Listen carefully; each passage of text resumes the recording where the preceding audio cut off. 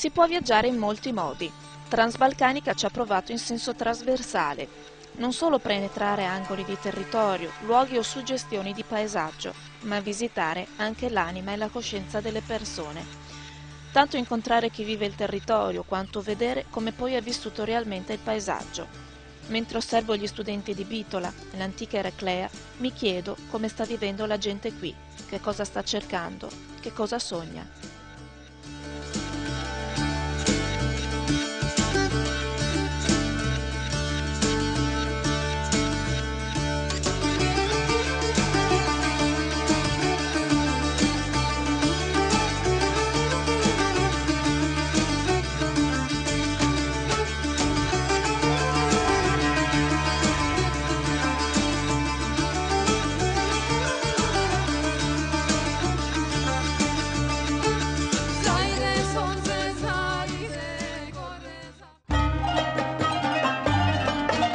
Se l'europeizzazione della Macedonia si identificasse in una città, sarebbe Bitola. Al centro della pianura di Pelagonia, seconda città della Repubblica Macedone, l'antica Eraclea è oggi la città culturalmente più vicina a noi di tutto il paese. I locali, la vitalità, la gioventù sono una presenza costante e palpabile che ben si mescola alla cura per i dettagli ad un'architettura ricercata che ha radici storiche precise. Situata sulla via Ignazia, che da Venezia portava a Costantinopoli, Bitola è stata non solo la culla dell'impero macedone, ma anche più recentemente capitale diplomatica dei Balcani. Fino a non molto tempo fa, Bitola era considerata la città delle ambasciate, perché qui avevano le loro sedi diplomatiche più importanti ai paesi d'Europa. Dopo una lunga pausa dovuta alle note vicende di guerra, i diplomatici stanno tornando e Bitola si sta attrezzando a riprendere la sua aria internazionale. Да, Битола од секогаш и во минатото навистина била многу голем, интересен, стратешки, историски, административен, па и воен и економски центар. И уште од некаде 1752 година всушност го имала и својот прв конзулат. Во тоа време австро-унгарскиот конзулат. Во сите истории, во сите написи за Битола со златни букви е запишано дека во Битола биле околу 9 конзуларни представништва. Денеска ги има 6, меѓутоа има најава уште за неколку конзулати, главно се тоа почесни конзулати со исклучок на грчкиот. И мислам дека полека со децентрализацијата Битола го добива своето место и својата улога како што треба, имено она што го имала во минатото.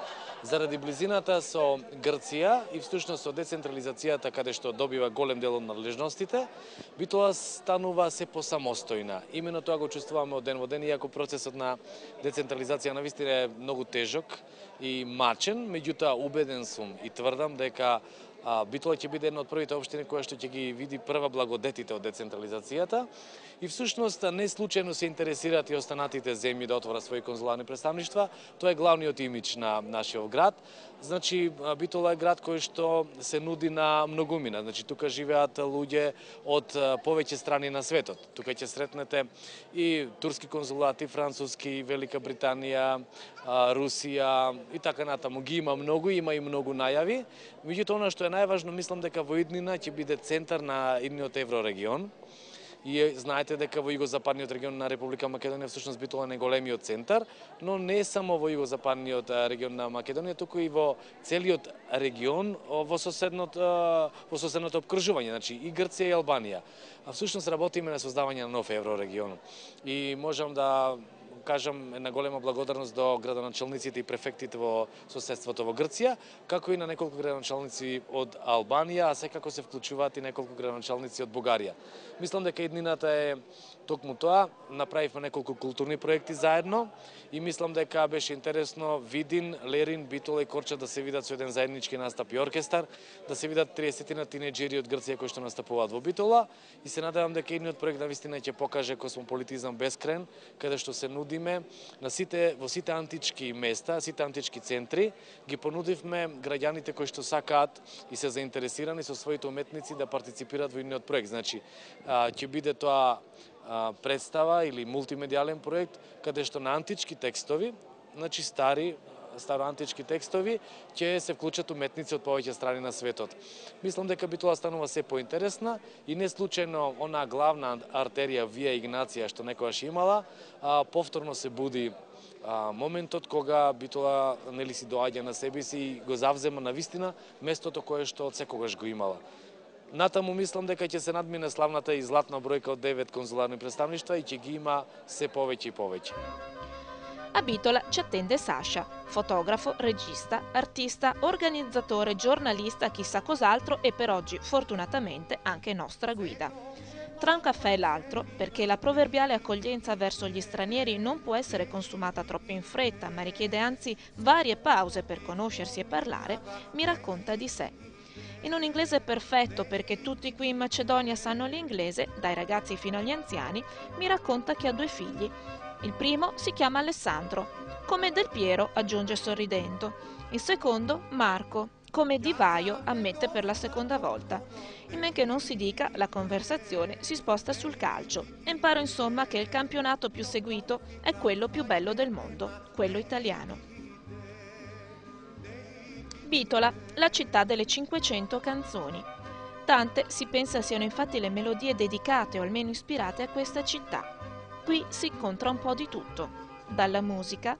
E uno dei tanti artisti che ha visitato la Macedonia è stato per esempio Wagner, il grandissimo musicista che dimorò solo per una notte in questa casa e dopo quella notte il proprietario conservò qualsiasi cosa che gli toccò. Ai Natali eccellenti. Anche la Repubblica Macedone ha avuto i suoi fratelli Lumière. Erano i primi anni del Novecento e loro si chiamavano i fratelli Manachi. Qui a Bitola, paese d'origine appunto della famiglia Manachi, rimane ancora la casa di uno dei 2 fratelli, Milton, che è qui alle mie spalle.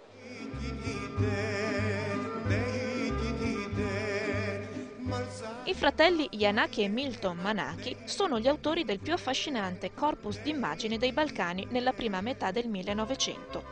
Più rozzi o forse semplicemente più balcanici dei Lumière, i Manachi hanno creato immagini che riescono a fondere lo sguardo esterno dell'esotismo su queste terre selvagge di un'Europa che porta all'Asia, con l'appartenenza nativa di questo mondo.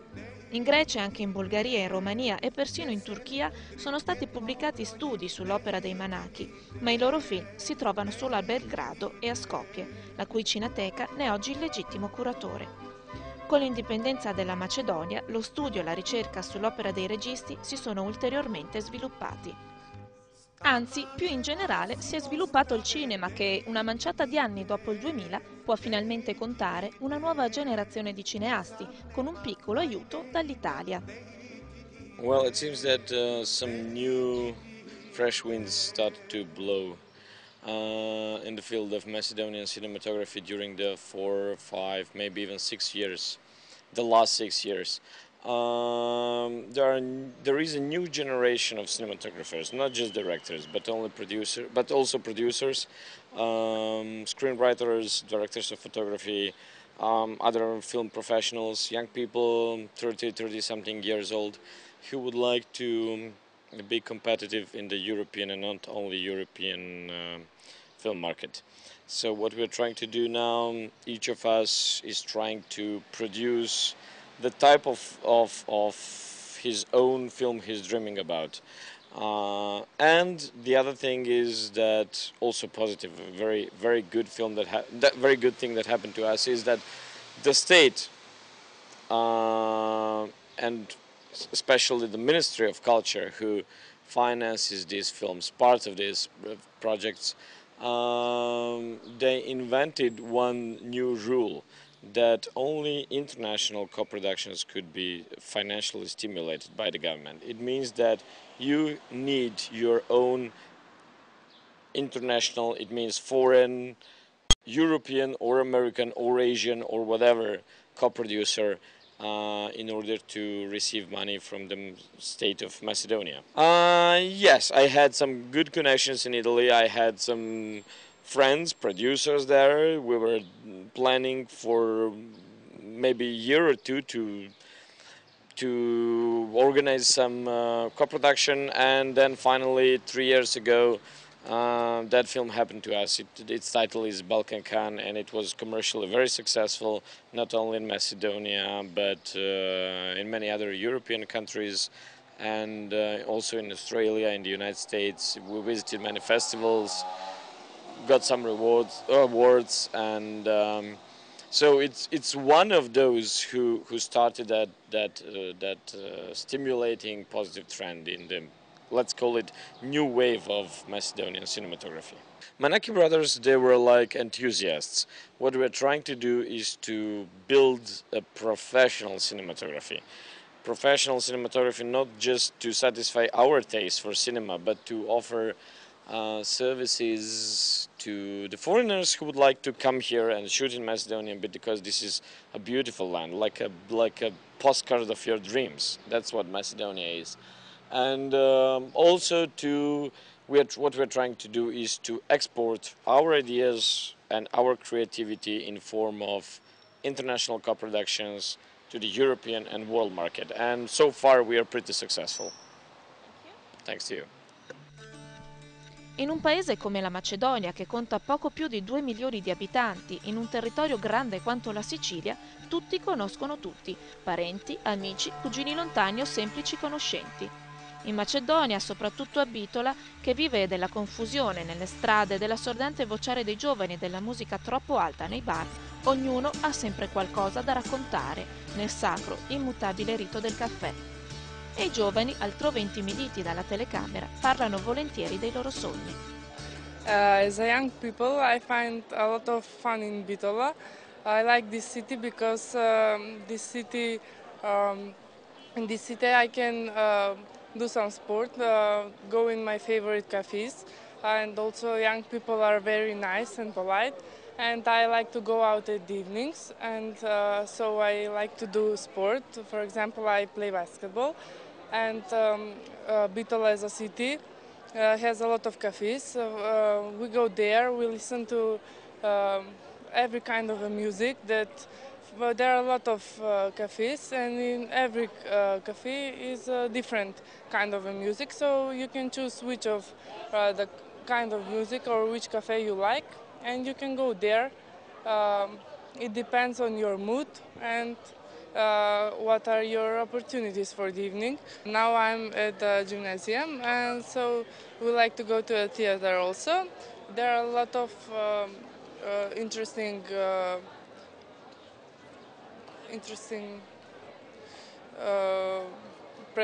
presentation, but we have interesting giving with in our theaters, so we're interested to go there to see how our actors are acting. They're very good at that.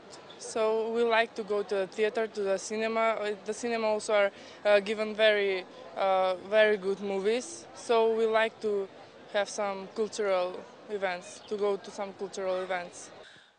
Well, I wish for the future, let's say, a period of which would be more quiet in sense, you know, that we work a lot in an environment which is very much changing. You know, we're still young and full of enthusiasm and energy at the time, but we need some kind of, you know, social support, security, you know.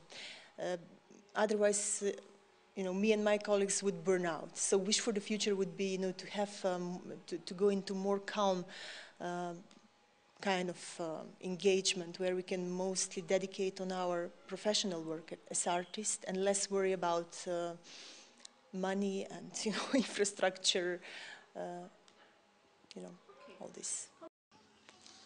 Transbalcanica. Dopo una lunga e molto balcanica consultazione che mi fa passare dalle mani di Sasha a quelle del direttore del museo cittadino, da questo ad un anonimo proprietario di un bar fino al custode del museo stesso, decidiamo di visitare per primo il museo di Atatürk, il padre della moderna Turchia, che ha lasciato il segno anche in Macedonia. Nel consueto e rigoroso rispetto della storia, anzi delle storie, che hanno contribuito a creare la loro nazione, i macedoni hanno allestito un museo per conservare i segni del suo passaggio. Градот Битола со гордост чува дел од историјата на турското владење во овој град. Ние се наоѓаме во собата која што е посветена на големиот реформатор Мустафа Кемал Ататурк. Впрочем, оваа зграда, која е градена во 1848 година, била наменета за воена академија. Во ова воена академија еден од питомците бил токму Мустафа Кемал Ататурк. Своите денови средношколски ги поминувал во Битола, така да и големи спомени кога заминал од Битола понел со себе. Тука биле неговите големи љубови кон познатата битолчанка Елени. Пред неколку години градот Битола во Завод и музеј од Битола се отвори ова спомен соба, сакајки да се докаже дека токму тука во Битола се чува, се потврдува, се респектира доказот за културна толеранција на сите народи, на сите истории.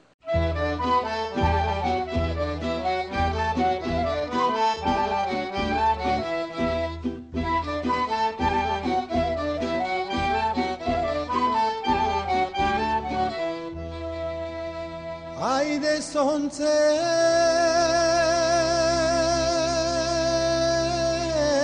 zajde. Nello stesso edificio che ospita il museo di Ataturk c'è anche una mostra permanente da primato. È la piccola Montmartre della Macedonia. Beh, piccola mica tanto, da 25 anni a questa parte ogni 24 maggio bambini da tutto il mondo invadono Bitola per un festival dell'illustrazione per l'infanzia dove sono proprio loro i protagonisti. La manifestazione è così estesa che è entrata nel Guinness dei primati, 750.000 opere, in quanto di anno in anno la collezione dei disegni si arricchisce di migliaia di pezzi. Per gli amanti del passato, Bitola è un importante centro archeologico. Il locale museo è piccolo ma in grado di coprire, con le sue 3 sale, tutte le epoche storiche vissute dalla città. Nella prima sala sono conservati i reperti preistorici trovati nella pianura di Pelagonia. La seconda sala presenta i reperti romani che datano in effetti la nascita della Macedonia. Infine, l'ultima sala è dedicata al periodo bizantino. Appena fuori dal centro abitato si trova l'insediamento archeologico di Eraclea. E queste sono le rovine di Eraclea, uno dei siti archeologici meglio conservati in Macedonia e probabilmente anche del mondo.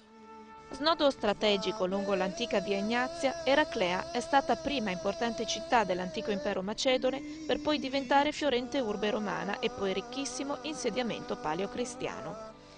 Tutte queste epoche sono racchiuse qui tra la superficie, divisa tra le rovine romane, la basilica paleocristiana e il sottosuolo, che racchiude, insondabile ancora, chissà quali tesori.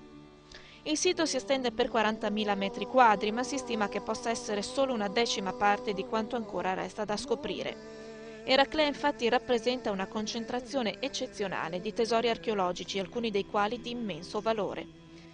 Qui ad Eraclea sono venuti alla luce più di 1300 metri quadrati di mosaici, moltissimi sono preziosi come quelli che avete visto prima e sono solo una piccola parte di quanti in realtà si potrebbero ancora scoprire. Pensate che in alcuni periodi dell'anno, anzi, questi mosaici vengono coperti con questo gaino perché così vengono conservati meglio. Queste sono le terre di Filippo il Macedone e di Alessandro Magno, almeno tanto quanto la Grecia. E quanto affiora dal terreno rende appena l'idea di quanto potrebbe esserci sotto. Ma se il nostro spirito artistico ha questa curiosità, molto meno sensibile è il portafoglio di chi può e deve finanziare gli scavi per recuperare la storia. Una boccata d'ossigeno di tanto in tanto viene data dall'UNESCO che ha praticamente vincolato mezza Macedonia, giusto per far capire a chi ci sta ascoltando quanta consapevolezza ci sia a livello mondiale dell'importanza storica, artistica ed ambientale di questa nazione. Una consapevolezza che non si è accontentata di meravigliarsi di fronte a tanta bellezza, ma si è spinta oltre, fino alle critiche, denunciando lo stato di abbandono e costante pericolo in cui versano le bellezze naturali già scoperte e non. Da anni il territorio macedone è infatti stato segnalato come una regione in pericolo d'estinzione. L'antica fonte che alimentava l'acquedotto romano, tuttora visibile e almeno in teoria funzionante, è uno dei reperti più preziosi. Ancora si può leggere la scritta «Vescovo Giovanni costruì questa fonte per il 25° anniversario dell'impero di Giustiniano». A guardia dell'antico foro romano c'è ancora l'anfiteatro. L'acustica è perfetta, come ci dimostra la nostra guida, la teutonica archeologa Anica, che nel congedarci vuole regalarci un imprevisto omaggio all'Italia.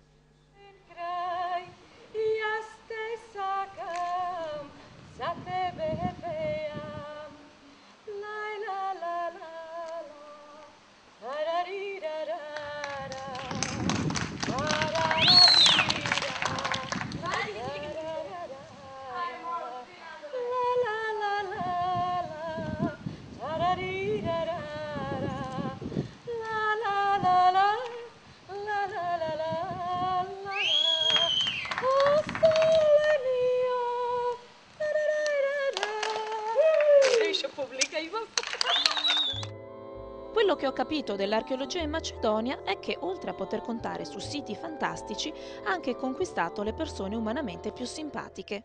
Anica mi porta da un amico, anzi un luminare, una celebrità del mondo accademico macedone che ha all'attivo una scoperta veramente eccezionale. Moram da kažem дека со археологија и со историја на уметност се занимавам веќе 50 години и имав среќа во 1985 година да го откријам археолошки локалитет на Виничко кале, тоа е во Источна Македонија, каде што ги најдовме овие теракотни икони. Тоа е една голема серија од икони кои што се работени по една одредена техника. Нивната намена е да бидат украсен материјал во ранохристијанските базилики. Сличен ваков материјал е најдено исклучиво на едно место во Северна Африка, во Тунис, и тие се сега икони наоѓаат во музеот Бардо. Овој наш материјал го обиколи светот и морам да ви кажам дека првата изложба со првите икони што ги откривме беше во Ватикан и се разбира, бидејќи тоа беше големо откритие за христијанската уметност, папата Павле II со многу големо задоволство ги разгледуваше. Ние потоа направивме изложба и во Рим, каде што ги прикажавме најголемиот број од иконите, но она што сакам сега во овај краток термин да го кажам е најновите откритија на истиот овој археолошки локалитет. Најновото откритие е практично една слична по димензија икона, на која што со символи, исклучиво со символи, без текст, е представено житието на Свети Андреј, првоповиканиот апостол. Елементите кои што непознатиот скулптор ги употребил се истите оние елементи кои што ги наоѓаме во катакомбите во Рим. Значи, тоа што катакомбите го содржат како символи се представени и на ова икона. Спрема тоа, јас ова икона ја датирав во крајот на 3 и почетокот на 4 век, што во суштина е најстарата досега откриена икона во овој дел од Европа со вакви елементи. Тоа ни покажа дека во времето кога во Рим ги имаме катакомбите, во Македонија имаме една слична активност, а тоа е правење на икони од глина, кои што се поставуваат и украсуваат во гробниците на раните христијани. Према тоа, раното христијанство познато е дека почнува на тлото на Македонија со доаѓањето на Свети Павле во Филипи, а после по долината на реката Аксиос, тоа е Вардар, односно по долината на река Брегалница, се шири во Источна Македонија, а оттаму кон Европа. Овој локалитет има изворедни наоди, кои што покажуваат дека и во времето на пајоните, и во времето на она племенска групација пајони и македонци, тие произведувале предмети од глина. Таму има многу богата и многу квалитетна глина и ни сите овие векови практично производството на керамика е една од најважните нивни економски, можам да кажам, потенцијали, па и денеска таму има фабрика за производство на керамити. Ние пред само 10 дена во градот Виница го отворивме првиот музеј на теракотните икони во Македонија. Се разбира, ги представивме сите овие производи од глина, почнувајќи од праисторијата до денес. Quest'uomo avrebbe moltissime altre cose da raccontare. Potrebbe spiegarci per esempio perché, oltre ad essere un eminente archeologo, è anche il console onorario del Giappone, oppure raccontarci la storia delle decine di riconoscimenti appesi sul muro del suo studio affumicato, ma non c'è tempo e la gente di Macedonia richiede tempo per svelare le sue risorse nascoste. Guidando attraverso il traffico di Bitola, le nostre guide insistono per farmi vedere la chiesa di San Dimitria. È sabato e per il credo ortodosso è giorno di matrimoni. La mia visita improvvisata si tinge di favola. Dentro la chiesa, come due principi gli sposi, incoronati d'oro, di emozioni, e stanno per essere uniti per sempre nell'amore. Il sacramento più romantico in assoluto in Macedonia si veste di sacro e profano. D'altri tempi è l'antichissimo rito del matrimonio che qui ormai ha le sue ultime battute. I due giovani sono legati da un nastro simbolico, le loro mani sono incrociate. Da questa posizione prende il via la danza rituale. Gli sposi seguono il sacerdote in un triplice giro intorno al tetrapodion. I testimoni sostengono da dietro le corone. Alla fine della danza, i loro primi passi insieme nel cammino della vita, i ragazzi sono marito e moglie. Con discrezione fuori, i parenti di un'altra coppia stanno attendendo il loro turno. Sono pronti il vino e il tradizionale opulento pane degli sposi, che verrà spezzato durante la cerimonia e che qui viene sempre preparato in casa. Fuori dalla chiesa, invece, gli zingari chiedono l'elemosina ai parenti degli sposi. Porta sfortuna ignorarli. Sui marciapiedi i volti giovani e bellissimi dei bambini rom si confondono con il candore slavo dei bimbi macedoni e con le espressioni arcigne di un'anziana zingara più spavalda del solito. Il tramonto ci porta via da Bitola e dalle sue storie, così divise tra il passato e il presente, incastonate alcune tra le pietre delle antiche rovine, altre scintillanti come le insegne dei bar alla moda, che chiedono solo di essere ascoltate. Transbalcanica. Una nuova giornata splende sulla Macedonia, che il sole ce l'ha sulla sua bandiera nazionale. L'antico simbolo di Alessandro Magno svetta alto sui terrioni di Ohrid sopra il lago. Oggi si va in montagna a scoprire lo storico paesino di Kruševo. Kruševo, poco più di 5.000 anime a 1.300 metri d'altezza circa, è una città museo. Qui infatti sono conservate moltissime case, circa un'ottantina sono addirittura protette dalla legge per essere le più rappresentative dell'architettura urbana della Macedonia. Nel 1926 anche il celebre architetto francese Le Corbusier venne a visitare Kruševo e rimase colpito dalle casette a più piani, colorate e decorate con una fantasia mediterranea nel bel mezzo dei Balcani. Ma definire Kruševo solo un suggestivo paesino di montagna non rende giustizia alle molte anime di questa località. Qui, a più di 1.300 metri di quota, nacque più di 100 anni fa la democrazia macedone con il primo tentativo di Repubblica dei Balcani. Era il 2 agosto del 1903. Una sommossa popolare contro l'estenuante dominazione turca capeggiata da uno sparuto gruppo di coraggiosi partigiani, nota come la rivolta degli Linden, portò alla famosa Repubblica di Kruševo. Dopo 5 secoli ininterrotti di dominazione, per la prima volta un popolo insorse contro i turchi, dando vita alla prima repubblica di sempre dei Balcani. Una ribellione sedata nel sangue che durò 10 giorni e lasciò dietro di sé una nuova consapevolezza in queste gente e nuovi eroi da ricordare. Orgogliosissimi e ancora una volta molto attenti alla memoria storica del loro paese, i macedoni hanno disseminato le colline circostanti Kruševo di monumenti che ricordano gli avvenimenti di quel fatale 1903. La visita è d'obbligo e anche se preferirei di gran lunga perdermi tra le vie del paese, circondata dalle pietre e dal profumo di legna tagliata, capisco che l'onore ai caduti e l'importanza di tributare al passato la giusta onorificenza sono una fetta interessante del carattere di questo popolo fortemente ancorato alle sue radici storiche. Il monumento più importante è quello che domina la vallata sottostante.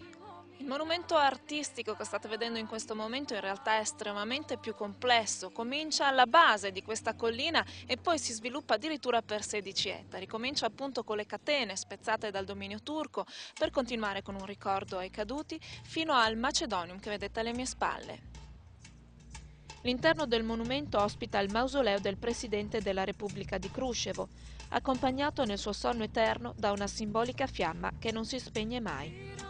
Un secondo famoso monumento è invece questo gigante di bronzo che si libra potente nell'aria a significare la forza del popolo macedone.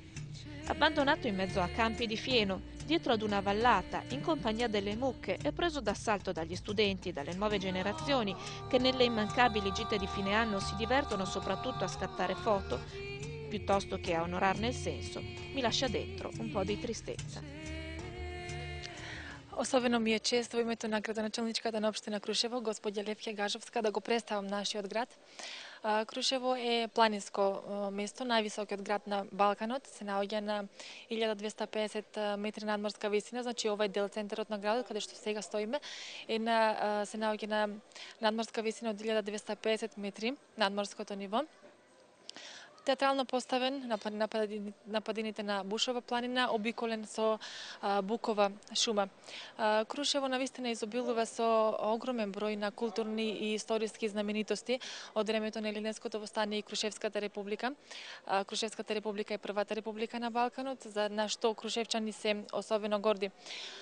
Крушево е вистинска воздушна бања со изворени природни предуслови за развој на туризмот, како на зимскиот, така и на летниот туризам и на сите оние алтернативни видови на туризам, како што се селскиот туризам, културниот туризам, потоа манастирскиот туризам, бидејќи има неколку манастири во непосредна близина на градот, потоа црквите, не смееме да испуштиме црквата Свети Јован, во која што се наоѓа еден од најстарите иконостаси во Македонија, во црквите во Македонија, работен е рачно неколку години и е стар повеќе од 100 години. Понатаму додиме параглайдерството. Крушево нуди навистина ретки можности за развој на параглайдерството, параглайдинг спортовите. Сите љубители на овој спорт знаат дека местото во непосредна близина на Мечкин камен е едно од уникатните места за развој на овој спорт, бидејќи рушата на ветрови, значи самото движење на воздухот возможува долги прелети. Да се навратам на вашето прашање, економската состојба во градов навистина е неповолна, мораме да признаеме, бидејќи големите индустријски капацитети беа жртви на процесот на транзиција, така да голем број на работници ги изгубија своите работни места. Меѓутоа напорите на општина Крушево, на Делението за локален економски развој се особено насочени кон стварање на предуслови, можности за развој на предприемаштвото, на малите и средните бизнеси и се надевам дека постепено малиот и средниот бизнес ќе си го најдат своето место како движечка сила во економска сила. И да не заборавам да го спомнам проектот за ски центарот Мусица, бидејќи Крушево е туристичко место, зимско туристичко место, меѓутоа развојот на овој центар особено значи за развојот воопшто на Крушево. Значи тоа е центар на 3 километри оддалеченост само од градот. Највисоката точка е на 1780 метри надморска височина со снег некаде од снежна покривка некаде од крајот на ноември до март, значи навистина возможува долга зимска туристичка сезона. Низ центарот на градот можете да забележите мали дуќанчина, на што крушевчани се особено горди, бидејќи сите значат сепак се уште живот на традиционалните крушевски занаети. Дел, да речеме, од нив се навистина не постојат, меѓутоа доста значаен дел од нив можете да ги сретнете тука во Крушево.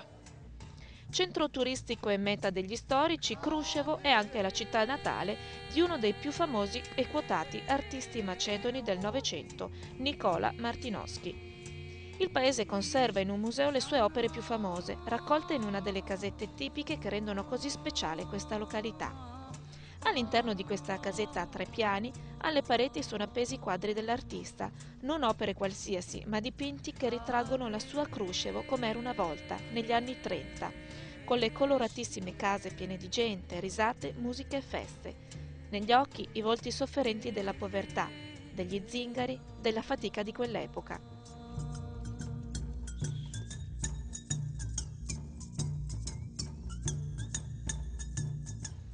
I soffitti bassi in legno intagliato, che sembra un ricamo, sopra i vecchi pavimenti i tradizionali jambolia, tessuti di lana, all'occasione tappeto, tovaglia, coperta. Ed ecco come si presentano all'interno queste bellissime, tipiche case di Kruševo. Vedete, questo era il soggiorno di una volta, la gente si sedeva qui, come sto facendo io in questo momento, mangiava, parlava, chiaramente vicino al fuoco.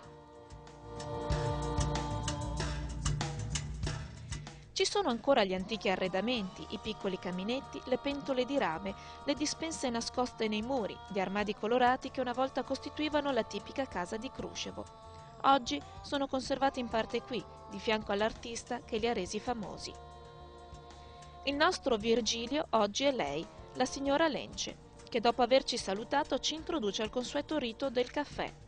Ma a Kruševo, qui a 1300 metri, la plurigiornaliera, quasi assillante routine della calorosa accoglienza balcanica assume un tono particolare. E sarà per il freddo, per la stretta parlata slava e per la persecuzione dei caratteri cirillici un po' ovunque che mi fanno sentire proprio straniera, mi sento catapultata direttamente in un romanzo di Dostoevskij. Nel piccolo ufficio della signora Lence un samovar sta bollendo per me, lentamente sul piano di ghisa di una vecchia stufa. Il mio caffè questa mattina avrà profumo e l'incanto della vecchia Russia.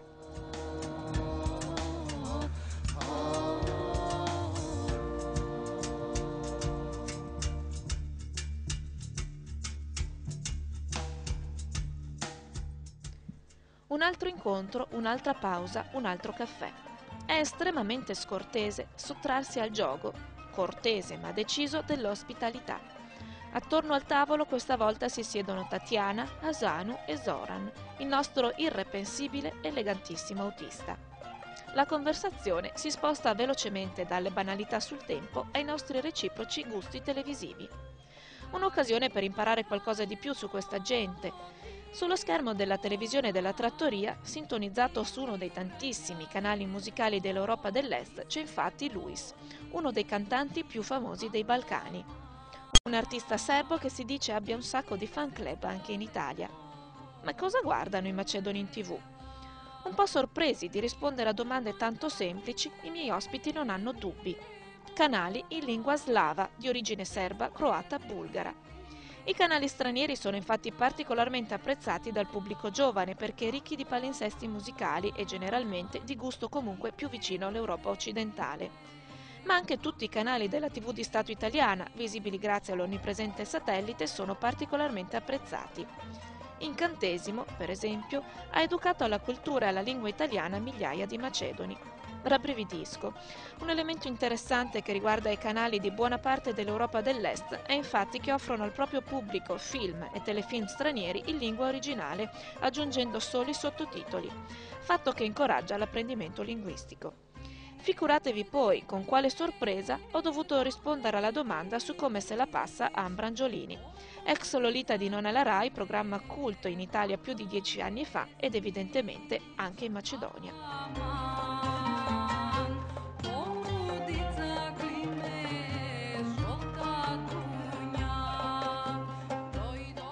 Usciti nuovamente all'aria frizzante di montagna, Tatiana, che nel frattempo ho scoperto è sposata ad un uomo di etnia valacca, una delle popolazioni più antiche di tutta Europa e i cui ultimi discendenti si trovano solo in Macedonia, mi porta immancabilmente nella locale chiesa. La più grande chiesa del paese e la più bella è quella di San Nicola, costruita nel 1832. Distrutta brutalmente dopo la rivolta Ilinden del 1903 e la conseguente repressione turca, l'edificio religioso fu pure dato alle fiamme. Nel fuoco andò in cenere una delle più grandi e belle iconostasi dei Balcani, opera di Pietro Filiposchi, uno dei maestri artigiani più famosi della storia macedone. La nuova chiesa di San Nicola fu costruita più piccola, ma riguardo alla sua bellezza c'è poco da discutere.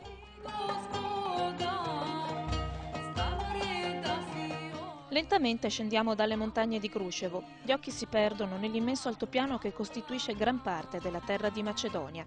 Una terra verde dove la natura è ancora considerata una risorsa irrinunciabile. Fin dal secondo dopoguerra questo stato conta 3 parchi naturali nazionali. In una superficie di poco superiore a quella della regione Veneto c'è spazio anche per altre 4 riserve integrali, 14 aree con flora e fauna particolari e 33 territori dichiarati monumenti naturali. Il rispetto per la natura e la cultura del paesaggio è molto forte in questa terra, i cui abitanti ancora usano i carri trainati da cavalli e seminano rigorosamente a mano le loro piantagioni. La mia impressione è che la comprensione del legame tra la natura e l'uomo dimori ancora nel cuore di questa gente e ovviamente anche nei loro governanti. Трансбалканика. Па, еден од стратешките приоритети на Република Македонија, но и на Министерството за животна средина заедно со другите е заштита и унапредувањето на животна средина. Се разбира, ние сметаме во Министерството за животна средина и просторно планирање дека уште повеќе треба да се работи на овој план, уште повеќе од страна на сите други органи, не само од страна на овој сектор, од страна на ова Министерство. И еден од стратешките приоритети на Република Македонија е членство полноправно во Европската Унија. Во рамките на тоа, како што е познато, во декември го стекнавме статусот земја кандидат. Тоа значи исполнување на многу услови, особено во областа на екологијата, имплементација на многуте директиви, но и нивното исполнување и донесување на многу бројни закони, од кои еден дел се донесени, но исто така и нивна имплементација низ подзаконските акти. Инаку ние како Министерство за животна средина и просторно планирање имаме техничка помош и техничка асистенција од Министерството за животна средина и територија на пријателска Република Италија, од каде што имаме голема подршка и каде што отворивме заедничка проектна канцеларија во Скопје, при што се развиваат инструментите за имплементација на Конвенцијата за климатските промени и протоколот од Кјото. Се надевам дека оваа соработка со Република Италија ќе се прошири во другите сфери, особено, како што кажавте и вие, на полето на заштита и на унапредување на природните реткости, како што е ова, например, овдека во Охрид, каде што имаме извореден спој на природата и на културата.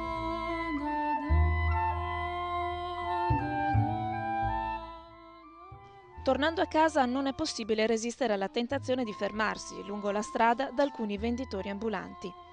Più che commercianti sono contadini che, sistemati uno sgabello e un tavolino di fortuna fuori dalle loro abitazioni, vendono fragole e ciliegie.